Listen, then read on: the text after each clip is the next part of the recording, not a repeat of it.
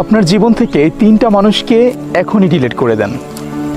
প্রথমত, যে মানুষটা আপনাকে ছোট করে কথা বলে, লোক সমাজে আপনাকে নিচু করে কথা বলতে ভালোবাসে।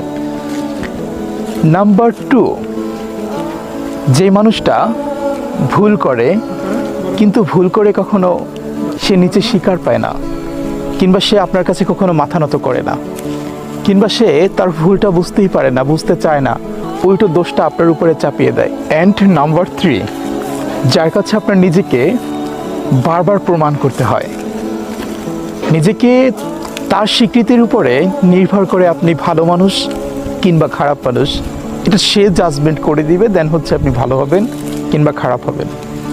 এই 3 ধরনের মানুষকে জীবন থেকে আজই ডিলিট করে দেন। মানুষের কথা চিন্তা করে কোনো লাভ নেই। মানুষ না মরলে কেউ কারো ভালো করে না। মানুষ তুমি মরার পরে তোমার 40-এ গিয়ে বলবে ভাই আরেক টুকরা দেন, মাংস দেন, আরে ধর এখানে খাইতে দেয় না, জানেন? দিস ইজ মানুষ।